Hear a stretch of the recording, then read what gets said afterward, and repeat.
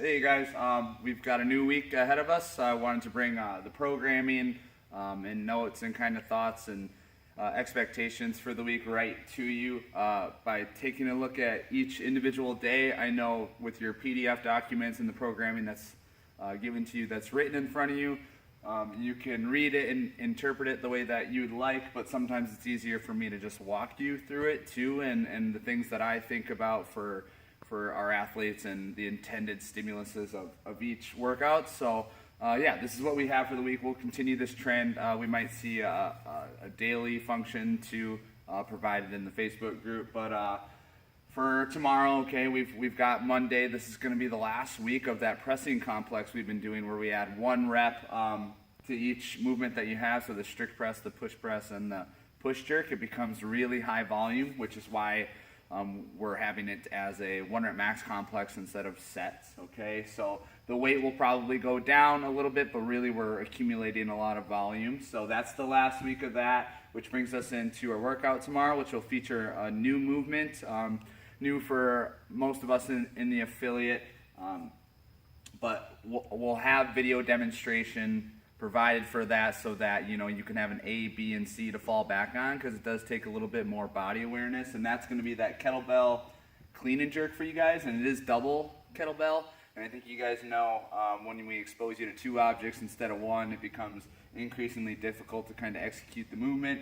But it's going to be 10-minute AMRAP. The numbers are going to be 10 for each, so it's going to be 10 burpees to get your heart rate up a little bit, give you that stimulus, and then the kettlebell clean and jerk will be taken from the hang each time to the shoulder to overhead. So we'll give you some tips to kind of execute that, and then the scaling for that can be a single arm kettlebell clean and jerk, and then we can even use dumbbells too, where we can use 2 of them. Dumbbells are a lot easier to use for that movement, okay?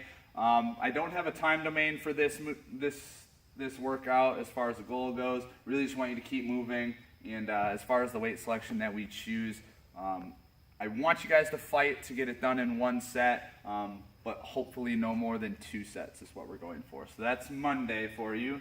Moving on to Tuesday, so an unloaded day. We have running and double unders, couplets, trying to keep it simple and effective. And we do have a time cap on it, just because I know that when we throw the jumper open there with higher rep schemes, we tend to see some things get a little bit carried away, and we want to hold people to that 20-minute time cap, okay? As far as the time goal that's written for the workout, it's written as if you're doing the workout when you perform your double unders, that you would theoretically do them unbroken or in a couple sets, but we'll have fun with that between 2 movements, and then we'll finish in the post-workout with some dumbbell accessory. I like to schedule those things in the post-workout where we slow down the movement, we put you in a controlled environment. We have dumbbell bent over rows. That's going to be single arm, pulling your shoulder back. And then we have reverse fly, which we'll have in the movement library for you as well, which will be a lighter weight, and it'll be focusing on your scaps and pulling them back too. Okay? So hopefully a day that, yes, you can get a good workout in, but then continue to kind of recover so that you can come into Wednesday with the back squat. This is week 3, guys, where we're doing the 3x10, so it's very high volume. Okay? We're going to look to increase the loading on that. We're already seeing awesome results with you guys. Just keep the positions, do the best that you can, see how you feel, and if you can increase the weight, we'll be in a good space.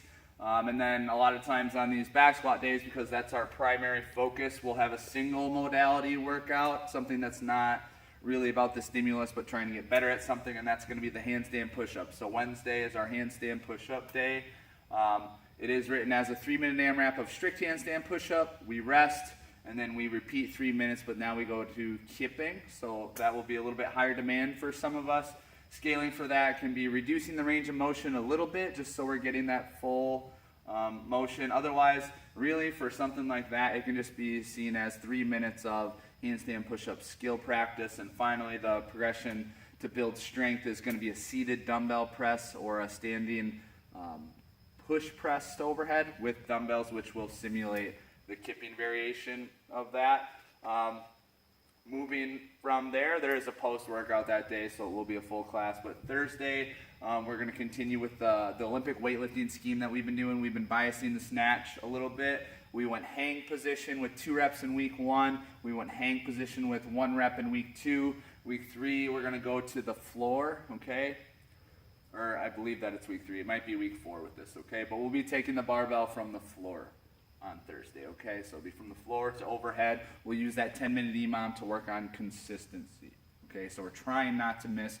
We're trying to hit heavier loads, stick good positions, and do the best that you can with the same weight across is our goal. I know a lot of times we like to increase weight, but that's not going to be our goal for that. We're going to allow adequate warm-up time to find a weight that we can try to hit from minute 1 all the way to 10, okay? So work with your athletes on that. Try to communicate that message to the best of your ability.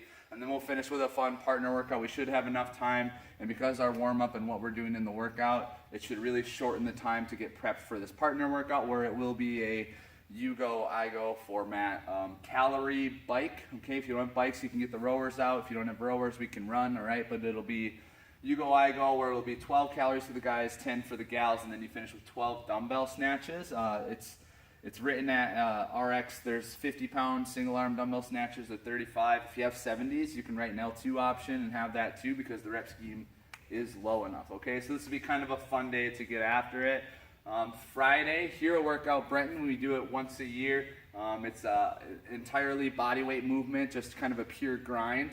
Just make sure that your floor is set up or your course is set up so that you can execute the workout, okay? If you have a vest and you feel good about it, throw a vest on.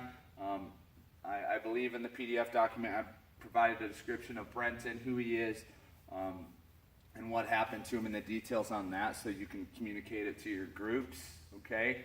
But really try to get after it this day, hold the standard, and do the best that you can.